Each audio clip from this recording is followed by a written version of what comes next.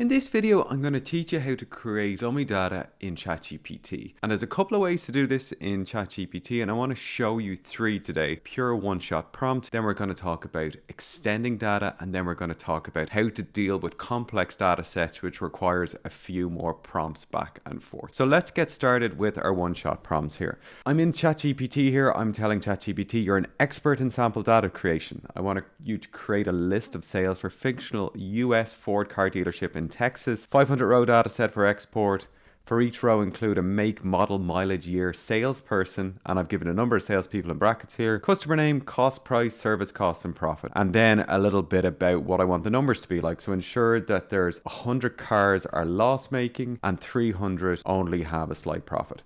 And what this is doing in the background is this is sending this into Python, and it's kind of creating all the sample data here. And this is what I would have done myself before, but I no longer have to do it and write all that code. But you don't see that. That's just analyzing in the background, and then it will come out with my sample data set when it's finished. So after about 45 seconds, here is my sample data set, and this looks pretty good. So we've got the make, the model, the mileage, the year, the salesperson. So I've got a total of 4 salespeople. I have a number of customers, and then I have my cost price, and I have my profit. So there's a couple of loss makers there, there's a couple of profit makers, and I have my sale price in there. So very good at creating this type of data set, and we would class this data set as quite a simple data set. For the next prompt, I'm going to actually attach a file in here. So I'm just going to attach a file from my computer, which is Airbnb list. And with this prompt, I'm saying you are an expert in sample data creation. I want you to extend this data set. So there's already a data set here with some data in it, about 120 rows. I want you to extend this to 550. I want you to ensure an equal distribution of properties, types, and areas. Used host names already in the data set and amenities already in the data set. So this is giving me a description of the data set, and then it's telling me what it's going to do. And then same thing it's doing here. It's analyzing in the background. It's using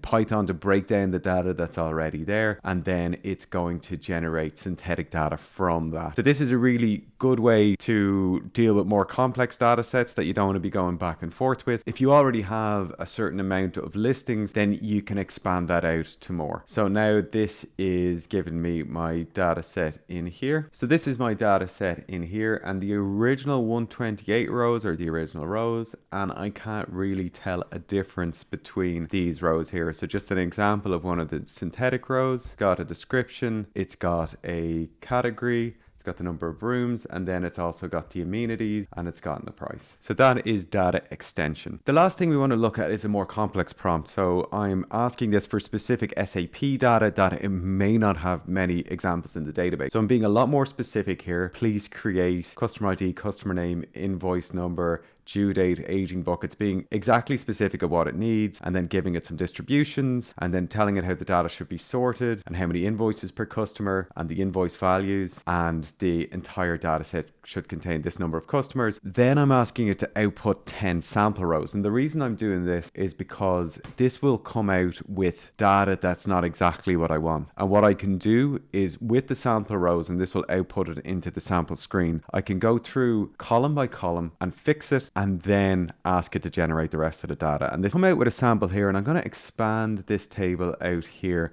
and have a look at some of these rows that I don't like, right? So I'm not happy with a couple of the rows here. So I've asked this specifically, can you update the following columns and provide a sample? So first, customer ID should be in this format. I'm giving it an example of customer ID in here, and then I have giving it an example of the format I want the invoice number in, and then I'm saying customer name should be a real customer from the IT industry. So I'm going to put that prompt in, and what this will do is this will update the sample on the screen so I can see if this is right or not. So I'm happy with what came out here, and I'm just asking it to please proceed with the report generation of 500 rows, and then this will do this for me. So I can see this data is coming out exactly as I wanted, and now I can proceed to building my dashboard. So this was 3 ways to create dummy data with ChatGPT. This is a lot faster and a lot more straightforward than how we would have created dummy data before. I hope you found this video useful. Follow for more.